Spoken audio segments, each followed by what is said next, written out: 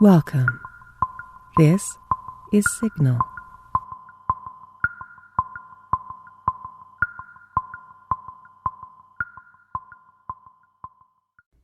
The Strange High House in the Mist by H.P. Lovecraft. In the morning, mist comes up from the sea by the cliffs beyond Kingsport.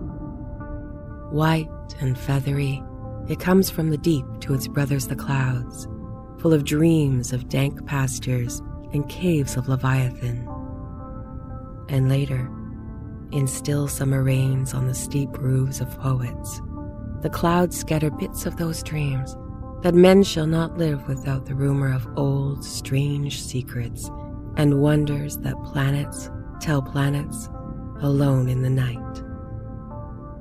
When tales fly thick in the grottos of Tritons, and conchs in seaweed cities blow wild tunes, learnt from the elder ones, when great eager mists flock to heaven laden with lore, and oceanward eyes on the rocks see only the mystic whiteness, as if the cliff's rim were the rim of all earth, and the solemn bells of boys tolled free in the ether of faerie. Now north of archaic Kingsport, the crags climb lofty and curious, terrace on terrace, till the northernmost hangs in the sky like a gray frozen wind cloud. Alone it is a bleak point, jutting in limitless space, for there the coast turns sharp where the great Miskatonic pours out of the plains past Arkham, bringing woodland legends and little quaint memories of New England's hills. The seafolk in Kingsport look up at that cliff as other seafolk look up at the pole star, and time the night's watches by the way it hides or shows the Great Bear, Cassiopeia, and the Dragon. Among them, it is one with the firmament, and truly, it is hidden from them when the mist hides the stars or the sun. Some cliffs they love, as that whose grotesque profile they call Father Neptune, or the pillared steps they term the Causeway. But this one they fear because it is so near the sky. The Portuguese sailors, coming in from a voyage, cross themselves when they first see it, and the old Yankees believe it would be a much graver matter than death to climb it, if indeed that were possible. Nevertheless, there is an ancient house on that cliff, and at evening men see lights in the small-paned windows. The ancient house has always been there, and people say one dwells therein who talks with the morning mists that come up from the deep, and perhaps sees singular things oceanward at those times when the cliff's rim becomes the rim of all earth, and the solemn boys toll free in the white ether of faerie. This they tell from hearsay, for that forbidding crag is always unvisited, and the natives dislike trained telescopes on it. Summer boarders have indeed scanned it with jaunty binoculars, but have never seen more than the gray primeval roof, peaked and shingled, whose eaves came nearly to the gray foundations, and the dim yellow light of those little windows peeking out from under those eaves in the dusk. These summer folk do not believe that the same one has lived in the ancient house for hundreds of years, but cannot prove their heresy to any real Kingsporter. Even the terrible old man who talks to leaden pendulums in bottles, buys groceries with centuried Spanish gold, and keeps stone idols in the yard of his antediluvian cottage on Water Street, can only say these things were the same when his grandfather was a boy, and that must have been inconceivable ages ago, when Belcher, or Sidney, or Pownell, or Bernard was governor of His Majesty's province of the Massachusetts Bay. Then one summer, there came a philosopher to Kingsport. His name was Thomas Olney, and he taught ponderous things in the college of the Narragansett Bay. With stout wife and romping children he came. His eyes were wary at seeing the same things for many years and thinking the same disciplined thoughts.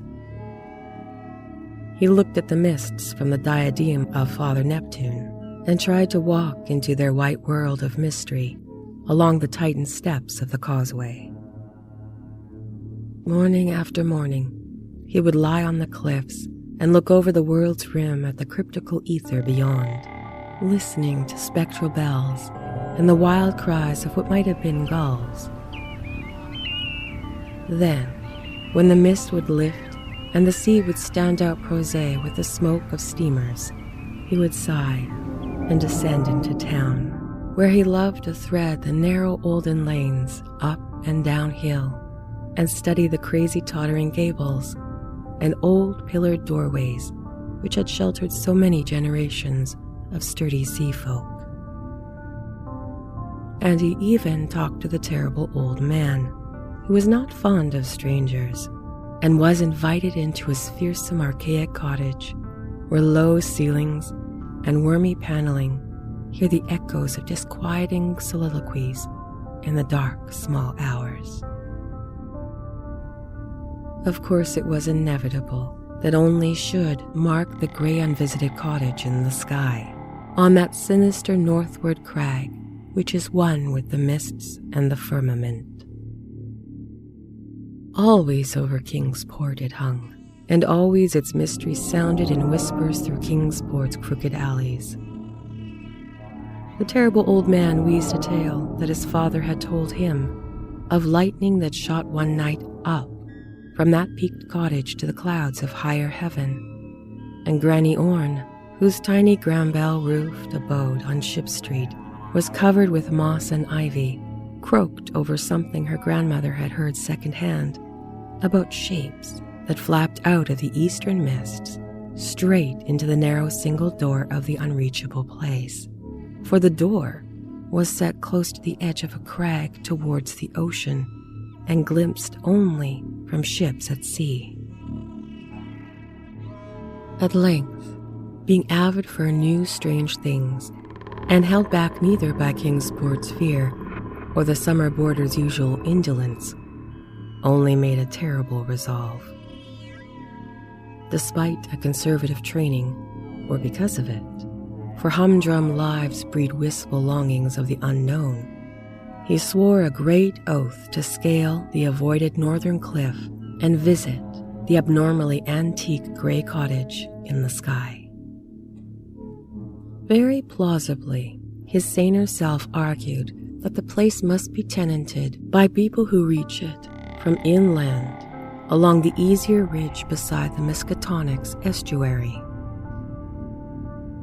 Probably they traded in Arkham, knowing how little Kingsport liked their habitation, or perhaps being unable to climb down the cliff on the Kingsport side.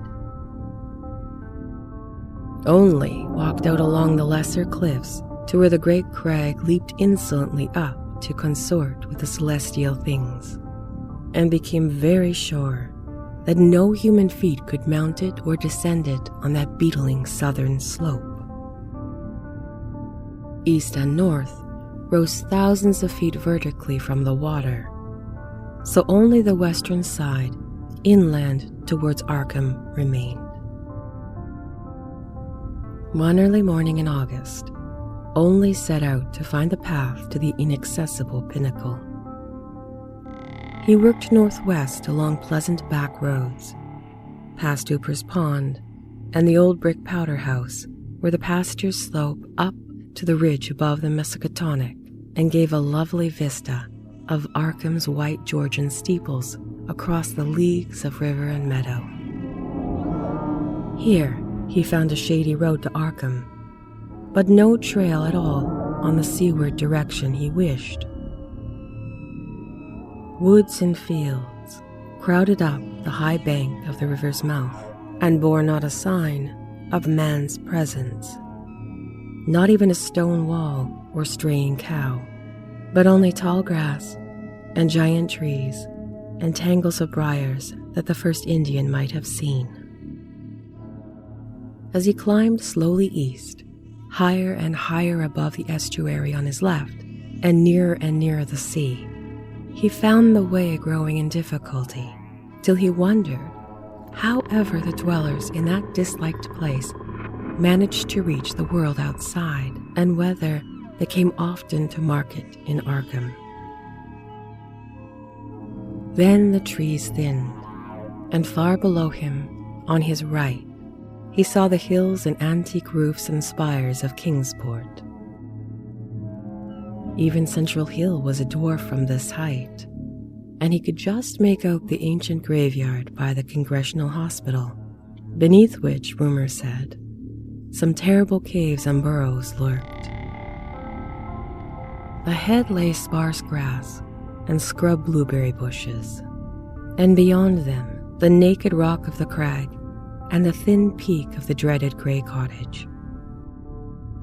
Now the ridge narrowed and only grew dizzy at his loneliness in the sky. South of him, the frightful precipice above Kingsport. North of him, the vertical drop of nearly a mile to the river's mouth. Suddenly a great chasm opened before him, 10 feet deep, so that he had to let himself down by his hands and drop to the slanting floor, and then crawl perilously up the natural defile in the opposite wall. So this was the way the folk of the uncanny house journeyed betwixt earth and sky. When he climbed out of the chasm, a morning mist was gathering, but he clearly saw the lofty and unhallowed cottage ahead, walls as gray as rock, and the high peak standing bold against the milky white of the seaward vapors. And he perceived there was no door on this landward end, but only a couple of small lattice windows with dingy bull's-eyes panes leaded in the 17th century fashion. All around him was cloud and chaos, and he could see nothing below but the whiteness of limitable space. He was alone in the sky with this queer and very disturbing house. And when he sidled around to the front and saw the wall stood flush with the cliff's edge, so that the single narrow door was not to be reached save from the empty ether, he felt a distinct terror that the latitude could not wholly explain. And it was very odd that shingles so worm-eaten could survive, or bricks so crumbled still form a standing chimney. As the mist thickened, only crept around to the windows on the north and west and south sides, trying them, but finding them all locked. He was vaguely glad they were locked, because the more he saw of this house, the less he wished to get in. Then a sound halted him. He heard a lock rattle and a bolt shoot, and a long creaking follow, as if a heavy door were slowly and cautiously opened. This was on the oceanward side that he could not see, where the narrow portal opened on blank space thousands of feet in the misty sky above the waves. Then there was a heavy, deliberate tramping in the cottage, and only heard windows opening, first on the north side opposite him, and then on the west, just around the corner. Next would come the south windows, under the great low eaves on the side where he stood, and it must be said that he was more than uncomfortable as he thought of the detestable house on one side and the vacancy of the upper air on the other. Then a fumbling came in the nearer casements, and he crept around to the west again, flattening himself against the wall beside the now opened windows. It was plain the owner had come home, but he had not come from the land, nor from any balloon or airship that could be imagined. Steps sounded again, and only edged around to the north, but before he could find a haven, a voice called softly, and he knew he must confront his host. Stuck out of the west window was a great black-bearded face whose eyes shone phosphorescently with the imprint of unheard-of sights. But the voice was gentle and of a quaint olden kind, so that only did not shudder when the brown hand reached out to help him over the sill and into the low room of black oak wainscot and carved Tudored finishings.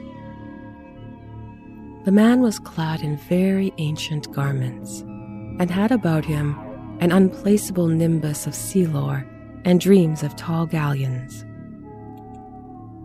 Only does not recall many of the wonders he was told, or even who he was, but says that he was strange and kindly and filled with the magic of unfathomed voids of time and space. The small room seemed green with a dim aqueous light, and only saw that the far windows to the east were not open, but shut against the misty ether with dull, thick panes like the bottoms of old bottles. The bearded host seemed young, but looked out of eyes steeped in elder mysteries. From the tales of marvelous ancient things he related, it must be guessed that the village folk were right in saying he had communed with the mists of the sea and of the clouds of the sky ever since there was any village to watch his taciturn dwelling from the plain below.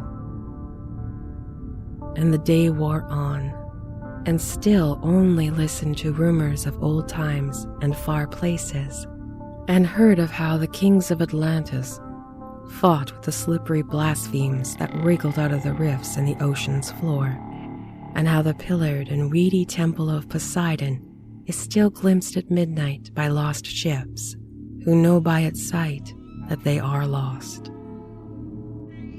Years of the Titans were recalled, but the host grew timid when he spoke of the dim first age of chaos before the gods or even the elder ones were born, and when only the other gods came to dance at the peak of Hathekla in the stony desert near Uthar, beyond the river Sky.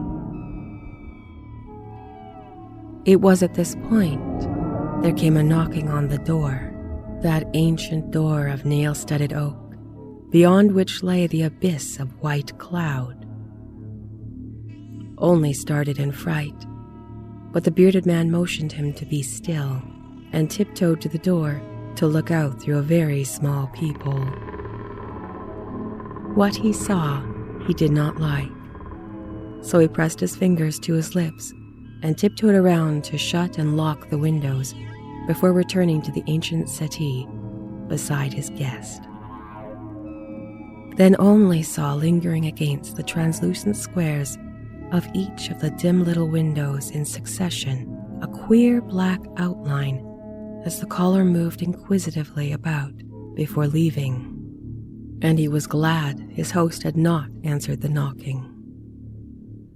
For there are strange objects in the great abyss, and the seeker of dreams must take care not to stir up or meet the wrong ones.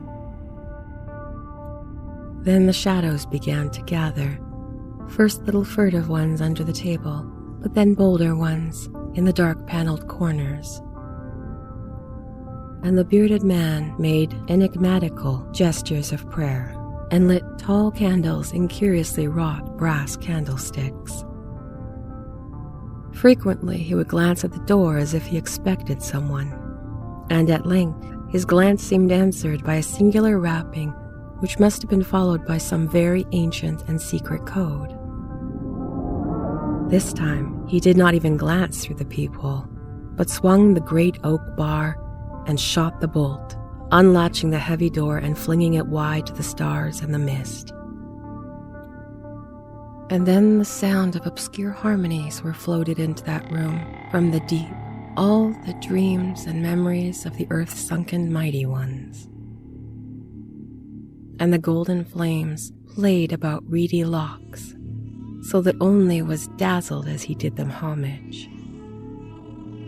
Trident-bearing Neptune was there, and sportive Tritons, and fantastic nereids, and upon dolphins' backs was balanced a vast crenulate shell, wherein rode the grey and awful form of primal Nodens, lord of the great abyss. And the conchs of the tridents gave weird blasts, and the nereids made strange sounds by striking on the grotesque resonant shells of unknown lurkers in black sea caves. The hoary Nodens reached forth a wizened hand and helped only and his host into the vast shell, whereat the conchs and the gongs set up a wild and awesome clamor. And out into the limitless ether reeled the fabulous train, the noise of whose shouting was lost in the echoes of thunder. All night in Kingsport they watched that lofty cliff when the storm and the mists gave them glimpses of it. And then towards the small hours, the dim windows went dark, and they whispered of dread and disaster. And Only's children and stout wife prayed to the bland proper God of Baptists, and hoped that the traveler would borrow an umbrella and rubbers in case the rain stopped by morning. Then dawn swam dripping and mist-wreathed out of the sea, and the boys told solemn in the vortices of white ether. And then dawn swam dripping and mist-wreathed out of the sea, and the boys told solemn in the vortices of white ether. And at noon elfin horns rang over the sea, as Only, dry and light-footed, climbed down from the cliffs to antique Kingsport, with the look of far places in his eyes. He could not recall what he had dreamt in the sky-perched hut of that still nameless hermit, or say how he crept down the crag untraversed by other feet. Nor could he talk of these matters at all, save with the terrible old man, who afterward mumbled queer things in his long white beard, vowing that the man who came down from the crag was not wholly the man who went up, and somewhere under that grey-peaked roof, or amidst the inconceivable reaches of that sinister white mist, there lingered still the lost spirit of him who was Thomas Olney. Ever since that hour, through dull, dragging years of grayness and weariness, the philosopher has labored and eaten and slept, and done uncomplaining the suitable deeds of a citizen. Not any more does he long for the magic of farther hills, or sigh for secrets that peer like green reefs from a bottomless sea. The sameness of his days no longer gives him sorrow, and well-disciplined thoughts have grown enough for his imagination. His wife waxes stouter, and his children older and proser and more useful, and he never fails to smile correctly with pride when the occasion calls for it. In his glance, there is not any restless light, and if he ever listens for solemn bells or far elfin horns, it is only at night when old dreams are wandering. He has never seen Kingsport again, for his family disliked the old houses and complained that the drains were impossibly bad. They have a trim bungalow now in Bristol Highlands, where no tall crags tower, and the neighborhoods are urban and modern. But in Kingsport, strange tales are abroad, and even the terrible old man admits a thing untold by his grandfather. For now, when the wind sweeps boisterous out of the north, past the high ancient house that is one with the firmament, there is broken, at last, that ominous brooding silence ever before the bane of Kingsport's maritime cotters. And the old folk tell of pleasing voices heard singing there, and of laughter that swells with joys beyond earth's joys, and say that at evening the little low windows are brighter than formerly. They say, too, that a fierce aurora comes oftener to that spot, shining blue in the north with visions of frozen worlds, while the crag and the cottage hang black and fantastic in the wild coruscations, and the mists of the dawn are thicker, and the sailors are not quite sure that the muffled seaward ringing is that of the solemn boys. Worst of all, though, is the shriveling old fears in the hearts of Kingsport's young men, who have grown prone to listening at night to the north wind's faint, distant sounds. They swear no harm or pain can inhabit the high-peaked cottage, for in the new voices, gladness beats, and with them the tinkle of laughter and music. What tales the sea mists bring to that haunted and northernmost pinnacle, they do not know, but they long to extract some hint of the wonders that knock at that cliff-yawning door when the clouds are thickest. And patriarchs dread, lest someday, one by one, they seek out the inaccessible peak in the sky and learn what centered secrets hide beneath the steep, shingled roof that is part of the rocks and the sky and the ancient fears of Kingsport. That those venturesome youths will come back, they do not doubt, but they think the light might be gone from their eyes and the will from their hearts. And they do not wish quaint Kingsport, with its climbing lanes and archaic gables, to drag listless down the years, while voice by voice the laughing chorus grows stronger and wilder in that unknown and terrible eyrie where the mists and the dreams of mists stop to rest their way from the sea to the skies. They do not wish the souls of their young men to leave the pleasant hearths and gable-roofed taverns of old Kingsport, nor do they wish the laughter and song in that high rocky place to grow louder. For as the voice which has come has brought fresh mists from the sea, and from the north fresh lights, so do they say that still other voices bring more mists and more lights, till perhaps the olden gods, whose existence they only hint at in whispers for fear of the congregational parson might hear, may come out of the deep from unknown Cadiz in the cold waste, and make their dwelling on the evilly appropriate crag, so close to the gentle hills and valleys of the quiet, simple fisherfolk. This they do not wish, for to plain people, things not of earth are unwelcome, and besides, the terrible old man often recalls that only said about a knock that the lone dweller feared, and the shape seen black and inquisitive against the mist through those queer, translucent windows of leaded bull's eyes. All these things, however, the elder ones only may decide. And meanwhile, the morning mist still comes up by that lovely vertiginous peak with the steep ancient house, that gray, low-eaved house where none is seen but evening brings furtive lights, while the north wind tells of strange revels. White and feathery it comes from the deep to its brothers the clouds, full of dreams of dank pastures and caves of Leviathan, and when the tales fly thick in the grottos of Tritons, and the conchs in seaweed cities blow wild tunes learned from the elder ones, then great eager vapors flock to heaven laden with lore, and Kingsport, nestling uneasy on its lesser cliffs below that awesome hanging sentinel of rock, sees oceanward only a mystic whiteness, as if the cliff's rim were the rim of all earth, and the solemn bells of the boys tolled free in the ether of fairy.